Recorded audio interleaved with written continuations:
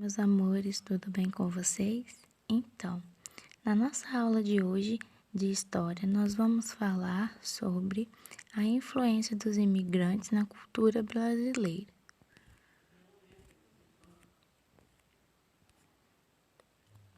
Mas antes, nós vamos relembrar sobre a nossa aula passada, quando nós falamos, dos costumes e tradições das famílias africanas e das famílias indígenas, lembra?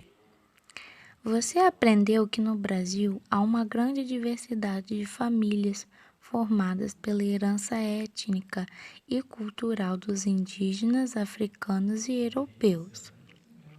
Estudou também que as famílias indígenas vivem em aldeias e dividem as tarefas entre os homens e as mulheres.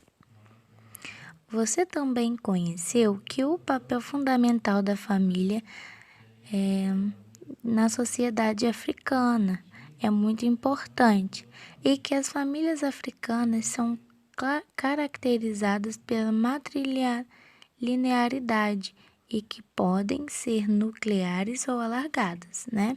Lembra da família nuclear, aquela família que é formada apenas pelos pais e os filhos, e a família alargada, que é aquela família maior, né, que convivem com os avós, com os tios, com os primos, os pais, né? E por aí vai. E também conhecemos o papel dos mais velhos, né, como guardiões do conhecimento, das tradições e dos costumes naquela época, né? E que os valores, né, os costumes e tradições, eles eram passados, né, para os mais novos através da oralidade. Então, os mais velhos tinham, né, essa responsabilidade, né, como guardião de transmitir, né, conhecimentos através da oralidade, ou seja, da conversa, do diálogo para os mais novos. Vamos lá agora. Fazer a América. Com a vinda de inúmeros países da Europa e da Ásia, famílias de imigrantes chegaram ao Brasil, principalmente entre o final do século XIX e o início do século XX. Os imigrantes vieram para o Brasil à procura de uma nova vida, com melhores condições de trabalho, uma vez que os rumores de crescimento acelerado na América atraíam os mais aventureiros a tentar um recomeço nesse continente. Então, viam de fora, tá, de outros países, de outras nacionalidades, pessoas que queriam, né, se arriscar, né, para ter um novo começo de vida aqui no nosso continente, tá? Aqui no Brasil, buscando melhorias de trabalho, condições de vida, tá? Entre outras coisas. O que é imigrante? Imigrante é aquele que imigra, ou seja, aquele que entra em um país estrangeiro, né, a qual ele não foi nascido, com o objetivo de residir ou trabalhar.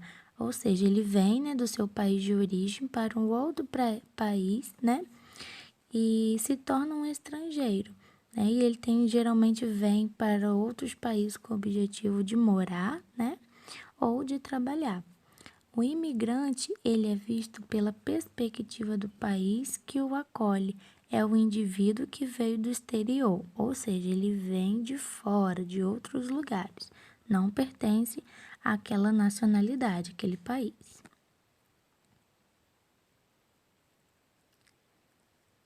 Locais de trabalhos e moradia. Grande parte dos imigrantes desembarcou no Brasil para trabalhar nas indústrias e em lavouras de café no estado do Rio de São Paulo, trazendo seus costumes e suas tradições para o nosso território, para o nosso país, tá? Então, vieram, né, além deles terem vindo de outros países, eles trouxeram as culturas deles, né, de fora para cá, enriquecendo ainda mais a cultura do Brasil, que é bem diversificada, né? Tem cultura para todos os gostos. Quando chegavam aqui, a grande maioria eram levados à hospedaria de imigrantes do Brás, que foi inaugurada no ano de 1887. Tá? Então, quando eles vinham para cá, o lugar onde eles ficavam abrigados, né? Porque como eles vinham do seu país de origem para um país, né, que eles não eram conhecidos, eles eram abrigados na hospedaria de imigrantes, tá? Era específico para gente que vinham de outros países morar aqui no Brasil. Este local recebia, né, ou seja, acolhia pessoas e encaminhava-os para um emprego. E neste mesmo local contava com a ajuda de médico, posto policial, refeitório, né, para poder eles fazerem refeições, médico para cuidar da saúde deles também, de posto policial para poder cuidar da segurança, correios, né, para poder eles se comunicarem com os parentes do país onde eles veio de origem, e telégrafos.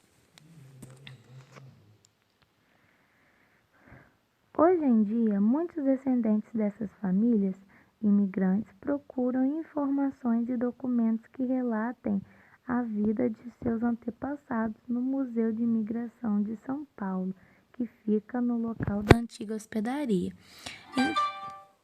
Então, galera, onde no passado existia a hospedaria, né, dos imigrantes, onde era o local de acolhimento dos imigrantes, das pessoas que vinham de outros países morar aqui no Brasil. Hoje em dia, né, atualmente, virou o Museu da Imigração, que ele fica em São Paulo, localizado em São Paulo, tá? Nesse museu, né, nós conseguimos encontrar documentos, relatórios, pesquisas sobre o passado desses imigrantes aqui no Brasil, tá? Todos nós que quisermos ir visitar, nós podemos, tá bom? Porque é um local público, de acesso público. Observe essas fotografias. Essa primeira é a antiga hospedaria de imigrantes. Era este lugar aqui, tá vendo? Era onde os imigrantes que vinham de fora eram abrigados, acolhidos. Então, aqui era o lar deles, a moradia. Até, né, eles terem o lugar próprio, né, morarem em fazendas, né, onde eles seriam, né, alocados para o trabalho ou indústrias, tá? E muitos deles, às vezes, conseguiam, né, a própria casinha, mas era muito raro. Hoje em dia, a hospedaria virou um museu de inauguração, de imigração. E ficou desse jeito, ó, bem moderno. Olha como que ficou. Com chafariz na frente, mas a sua estrutura ainda nos faz, né, lembrar de como era antigamente, né? Era também comum, naquela época, as festas dos imigrantes. Hoje em dia, aqui em São Paulo, é comemorada uma vez por ano. E nessa festa dos imigrantes, é uma festa para ressaltar, né, a cultura de todos os países, tá? Que vieram e fizeram parte aqui do Brasil. Da África, dos índios, dos americanos, né?